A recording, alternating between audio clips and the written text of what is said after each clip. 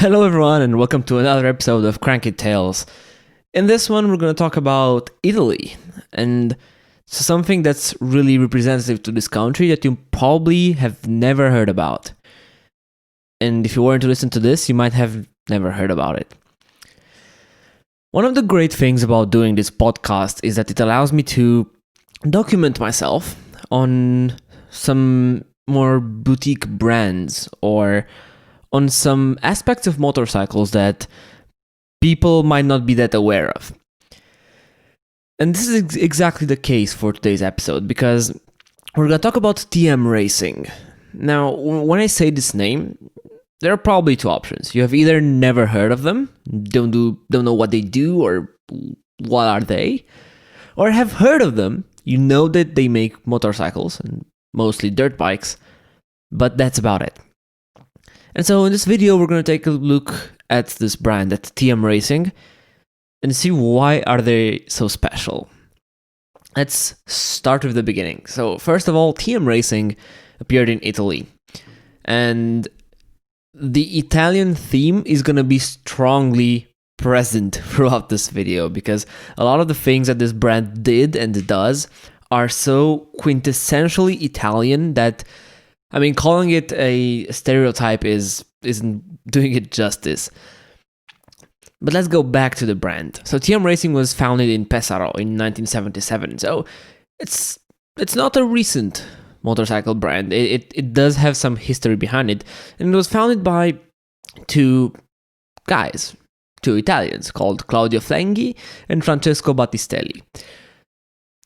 You might initially think the TM might come from their initials or something, but you would be close, because the name TM comes from the name of each of the founders' sons.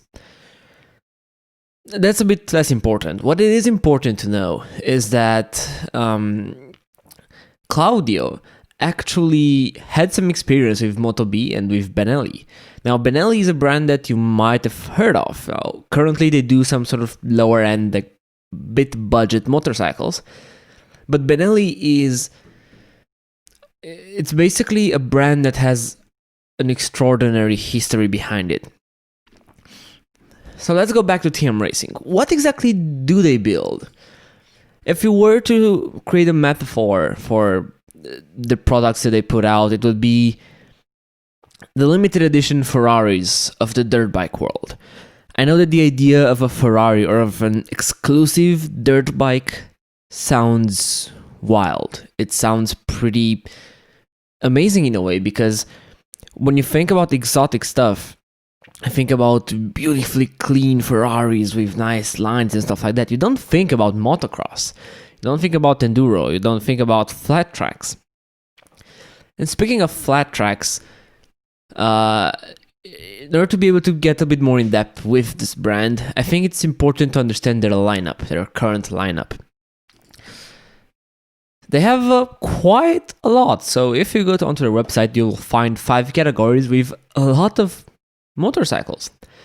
You have motocross, on which if you go to that page, they have 8 motocross bikes, ranging from 450 4-strokes down to 85cc 2-strokes for, well, kids mostly. Then you have enduro motorcycles. You have supermoto. You have flat track bikes, which is something you don't see commonly. Most flat track bikes that you see out there in the wild are adapted from like regular bikes, but TM Racing sells a ready to race one right on their website. And finally, I guess in order for them to be able to actually make some money as well, they do sell kart engines, like shifter kart engines. They're pretty small, ranging from 60 cc's up to 125 cc's. So as you can see here, the lineup that TM brings is quite broad. They have a lot of things, and this is where we get into the interesting part, the quality of TM Racing. Now, these days we're so used of mass-produced things, right? I mean, KTM bought Husqvarna, and lately they even bought GasGas as a brand, and so they share a lot of components. They share engines and stuff like that. And I mean, look, this sharing between companies does have its pros and cons, of course. But there is something a bit special when a smaller manufacturer builds all of their own things from scratch, like their engines. And TM has never failed to do that. So TM Racing has always developed their own engines. And being such a small manufacturer actually makes this feat even more impressive. This is quite an achievement. Getting back to the quality though, these bikes were always really high quality in everything they did. So from their internal parts to just the build quality and finishes in general. They have been... I mean, TM Racing is a boutique motorcycle brand. So the thing is, again, when you are bought by KTM or when you are a brand like KTM, your main goal is to make money. I mean, sure, you make money by building awesome motorcycles, dirt bikes, street bikes, whatever it is. That's how you make money, yes. But your goal is to make money. And this is not the case of TM Racing. This is, I think, the most amazing part about this brand, because they started out in a garage, right? Almost as every Silicon Valley startup ever, although these guys are from Pesaro, Italy. But they started off in a garage, in one of the founders' garages. And once they got to building a few motorcycles, they actually moved out into a bit of a factory. But even from where they started, they were already being praised for the quality of the bikes that they produced. And that sort of streak never ended. Never ended. They're still known for that. And so they did advance, right? And of course, throughout the years, they did grow a little bit. I mean, it's not just the two founders any longer. But you would expect in 40 years of successful history, I might say, for a company like this to have more than 70 employees. But they don't. They are still a small company. And this is part of the appeal. And the reason for this is honestly pretty simple. They're not in it for the money. I mean, look, of course, making money as a business is crucial. I mean, you can't survive without it. But TM's Racing most important, I guess, goal in life is making the best bikes they can do. The best dirt bikes that anyone has ever built. That's their goal. And I mean, you just have to stop and read the title of, read the name of the company, TM Racing. What they provide, and it's a thing that a lot of people aren't able to provide, is race-ready machines out of the box. Okay, KTM, like, they say that their bikes are ready to race, and usually compared to other manufacturers, they are definitely in a racier state of tune, but it's nothing compared with TM Racing. Even with KTM, right, in order to be able to go to races like on a high level, you still have to do some mods to them and things like that.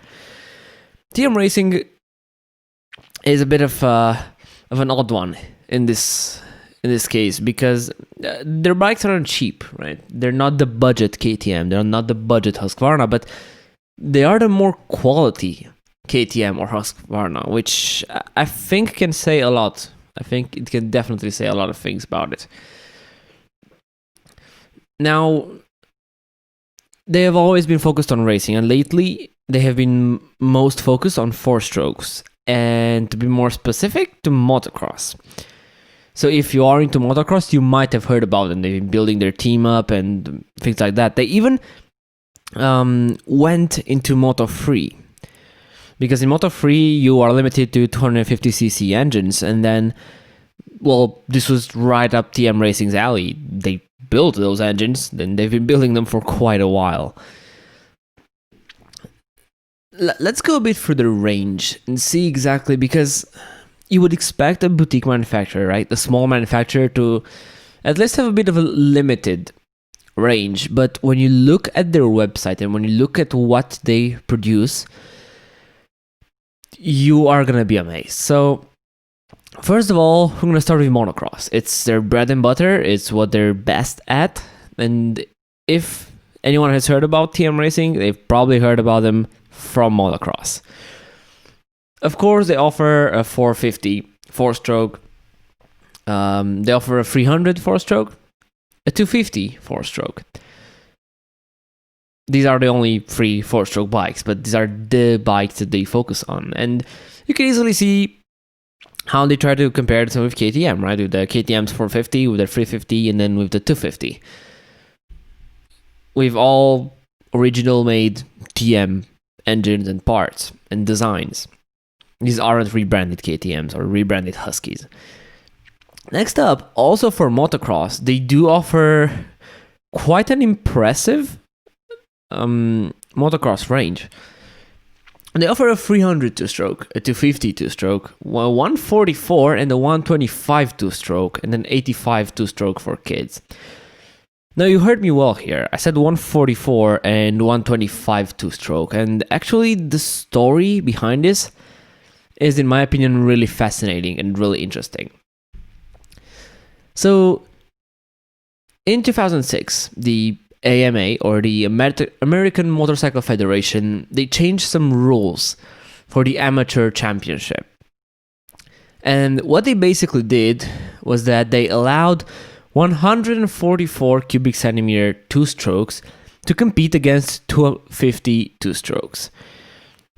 Now, why did it take up to 2006 for this? Well, basically because in 2006, KTM managed to put enough pressure on the AMA in order for these to be allowed.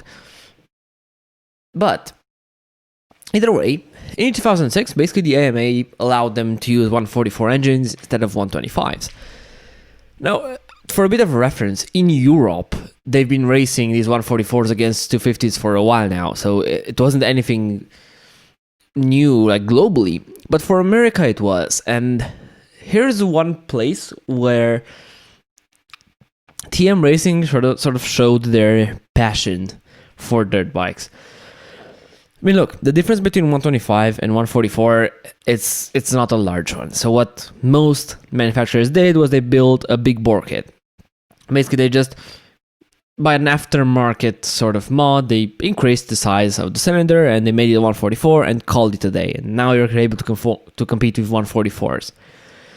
What TM Racing did was something unconventional, I guess you could say. What they basically did was they built an engine from scratch. It wasn't a kitted 125. It wasn't a big bore 125. They completely redesigned the engine in order to be natively a 144 cubic centimeter engine, a CC engine.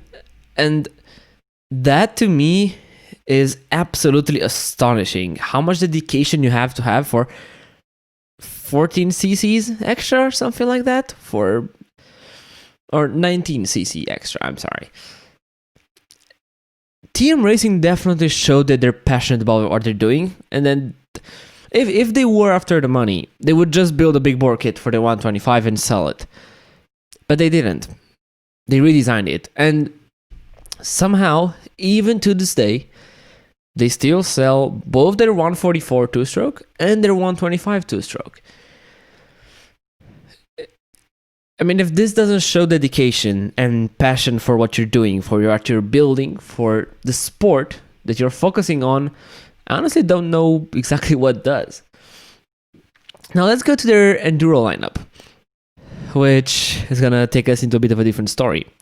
So the Enduro lineup is composed of 9 bikes. The 125 fuel-injected two-stroke. They have a 144 two-stroke, and then they have 250 four-strokes, 300 two-stroke, 250 two-stroke, another 300 two-stroke, but this one is carbureted. The other one was fuel-injected, 250 four-stroke, 300 four-stroke, and 450 four-stroke. They have a lot of bikes, and the one thing you will notice is that when compared to other manufacturers, TM still sells both a carbureted and a fuel-injected version of their enduro bikes.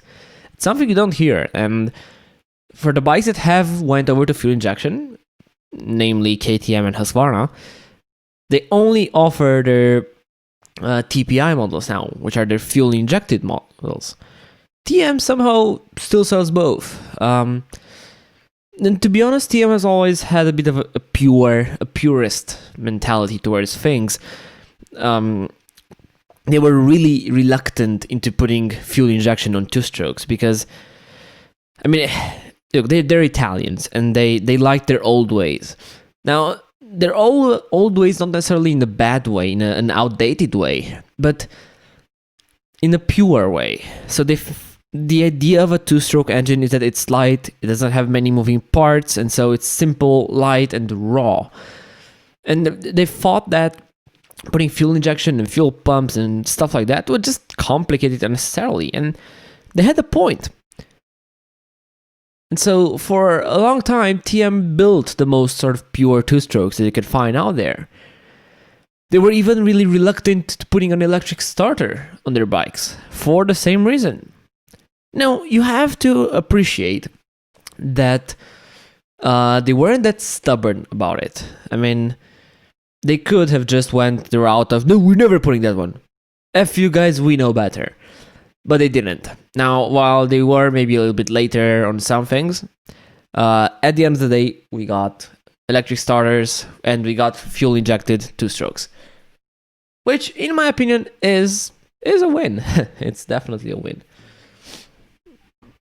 But I was talking about enduro bikes and their enduro lineup, and here's part of why you don't see many of them. So, them being a small manufacturer obviously translates into parts are extremely hard to find. The truth is,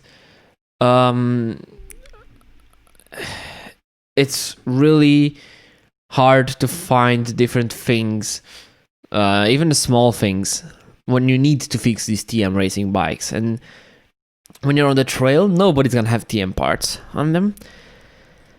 And it's a bit of a vicious cycle. I mean, you can't really have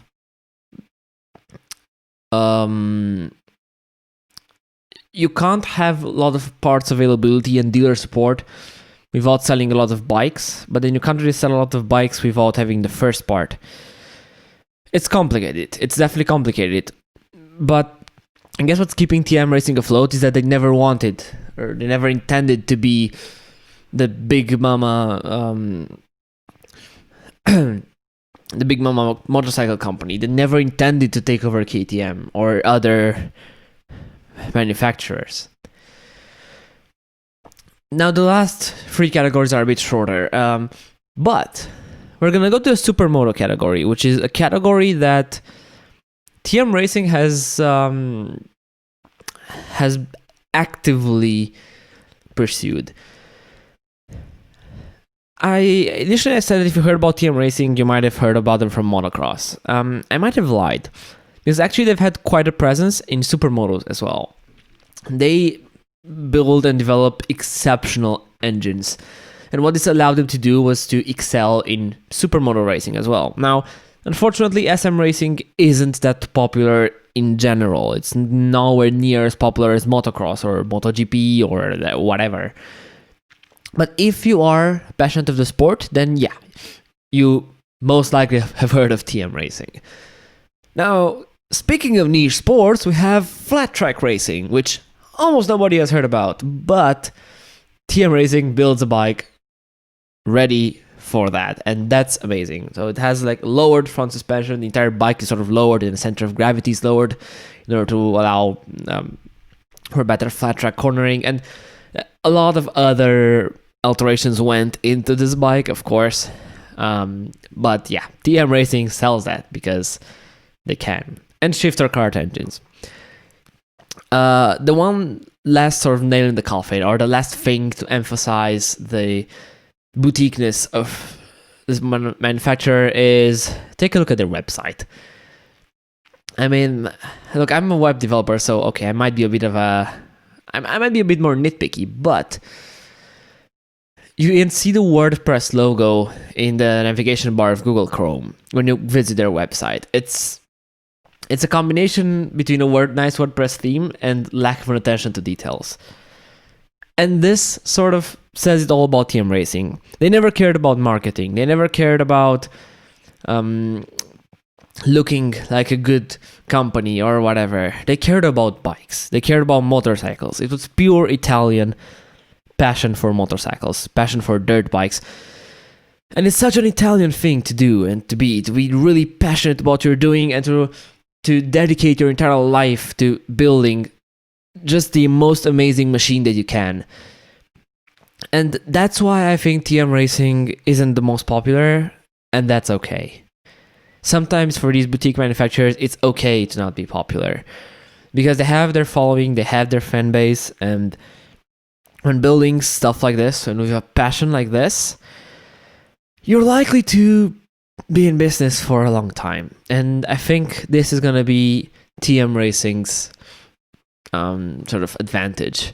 Look, they've been doing it for 40 years now. In 40 years, they learned a lot. They learned to adapt. They learned to sort of go with the times. And you know what? I think TM Racing is here to stay. I definitely think it's here to stay. It's an amazing motorcycle. It's Italiano at its finest. In a world dominated by Austrians and, Austrians, KTM and Husqvarna, you need your TM Racings, right? In a world where Audi or BMW dominates the market, you need your Ferraris. It's always nice to know that there is someone or a company out there that cares way more about their products than they care about their profit margins, and that's amazing. That's something we need to appreciate, and heck, if we can, it's something that's awesome to support. Now, thanks a lot for listening to this episode of KRANKiT.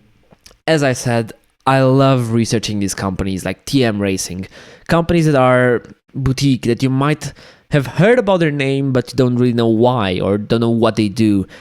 I think they're amazing, and they can provide some amazing sort of insight to the motorcycling industry, and they can provide insights to different parts or sections of the motorcycle industry.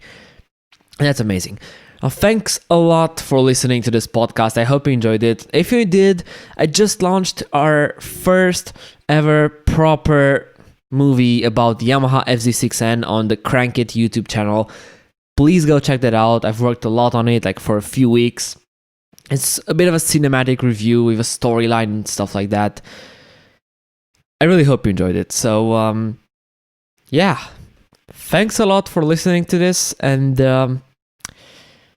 see you next time. Talk to you next time. Also, follow us on TikTok, on Instagram, crank.it, and on TikTok, we're crank_it. Follow our other YouTube channel, simply KRANKiT. You can listen to this podcast anywhere on your preferred podcasting platform. And yeah, see you next time. Bye.